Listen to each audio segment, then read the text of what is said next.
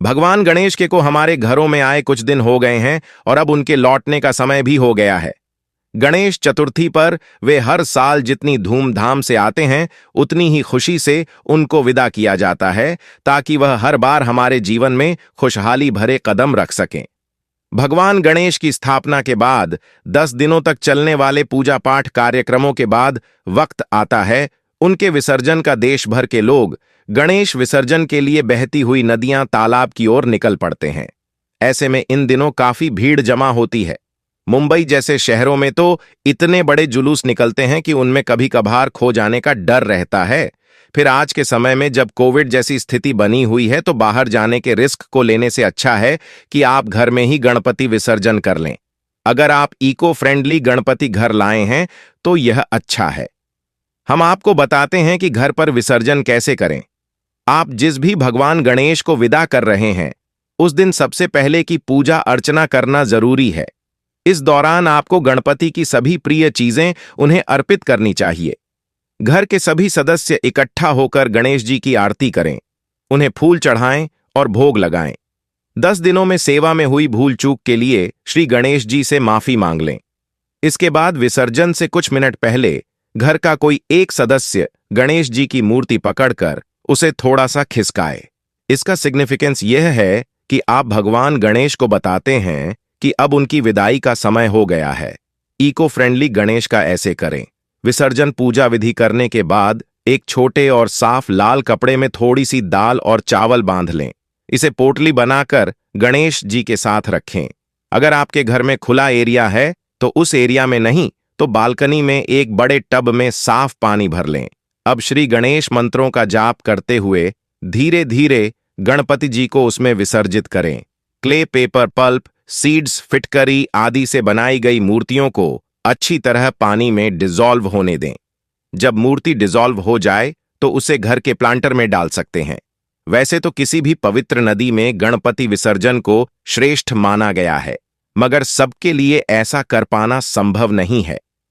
ऐसे में अगर आप घर पर ही गणपति जी का विसर्जन कर रहे हैं तो आपको तांबे, लोहे या फिर स्टील के एक बड़े बर्तन में साफ पानी भरना चाहिए और उसमें गंगा जल मिक्स कर लेना चाहिए।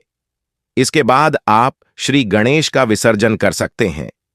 श्री गणेश का विसर्जन करते वक्त प्रतिमा को आहिस्ता आहिस्ता पानी में प्रवेश कराएं। इस दौरान आप श्री गणेश के मंत्रों का जाप भी कर सकते हैं और साथ ही ऐसा करने से गणपति बप्पा बहुत खीस हो जाएंगे और आपको आशीर्वाद भी देंगे। आपके काम पूरे साल बनते रहेंगे।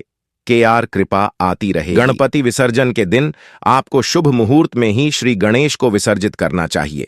इस वर्ष गणपति विसर्जन के लिए 5 शुभ मुहूर्त बताए गए हैं। 17 सितंबर को गणपति विसर्जन के लिए सुबह 9:11 से दोपहर 12:20 तक अच्छा मुहूर्त है। इसके बाद दोपहर 1:50 से शाम 7:50 तक अच्छा मुहूर्त है। सुबह 10 बजे से दोपहर 1 बजे तक भी गणपति विसर्जन किया जा सकता है। आप ब्रह्म मुहूर्त यानी 4:35 से 5:23 तक भी गणपति विसर्जन कर सकते हैं। यदि आप अभिजीत मुहूर्त में विसर्जन करना चाहते हैं तो सुबह 11:50 से दोपहर 12:40 तक कर सकते हैं। इस दिन शाम 4:30 के बाद गणेश जी को विसर्जित न करें, क्योंकि तब तक राहु काल लग जाएगा। आपको बता दें कि जिस तरह गणपति स्थापना से जुड़े कई नियम हैं, वैसे ही गणपति विसर्जन से जुड़े भी कुछ नियम, कायदे और विधियां हैं। हालांकि गणेश जी के विसर्जन में किसी विशेष अनुष्ठान या तैयारियों की आवश्यकता नहीं पड़ती है, मगर कुछ छोटी छोटी धार्मिक रीतियों को जरूर निभाना चाहिए। गणेश जी के साथ विसर्जित करें। ये चीजें गणेश जी को विसर्जित करते वक्त आपको उनके साथ वह सभी चीजें विसर्जित करनी चाहिए जो उन्हें अति प्रिय हैं। पंडित जी बताते हैं, सुपारी, पान, मोदक, दूर्वा, घास और नारियल को गणेश जी के साथ ही विसर्जित कर देना चाहिए। बहुत सारे लोग कलश पर रखा हुआ नारियल फोड़ देते हैं, मगर ऐसा नहीं करना चाहिए, क्योंकि यह नारियल 10 दिनों में सारी नकारात्मक ऊर्जा को अपने में समाहित कर लेता है। इसलिए इसे गणपति के साथ ही विसर्जित कर देना चाहिए। इस तरह करें विसर्जन। वैसे तो किसी भी पवित्र नदी में गणपति विसर्जन को श्रेष्ठ माना गया है, मगर सबके लिए ऐसा कर पाना संभव नहीं है।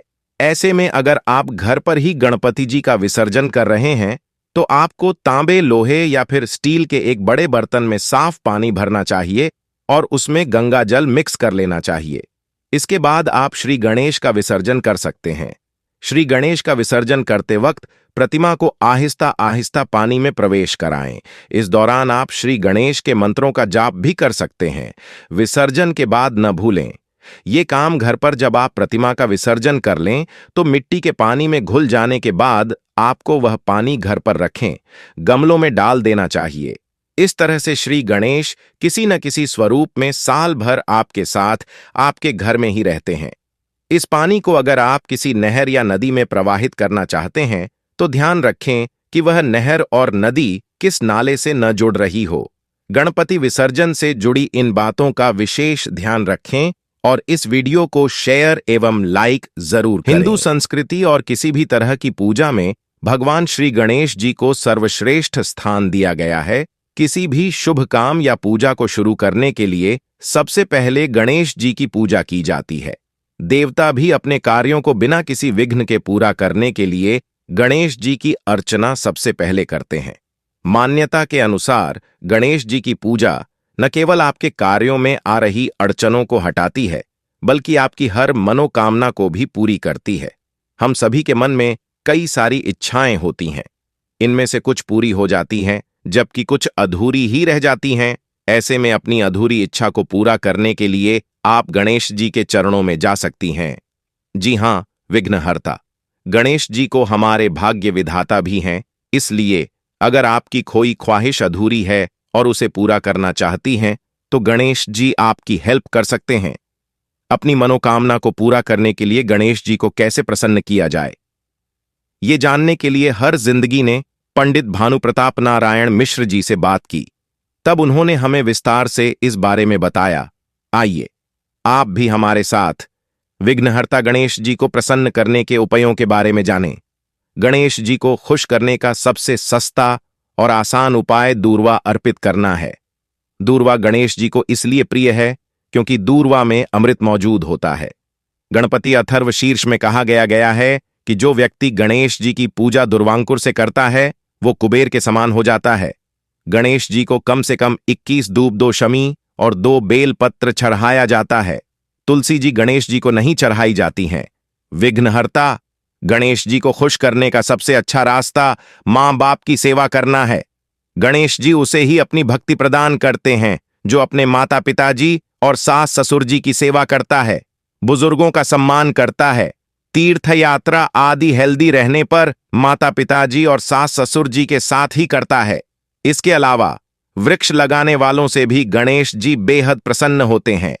अपने जीवन काल में कम से कम 108 वृक्ष लगाएं और उन्हें संतान की तरह पाले बद्धा करें।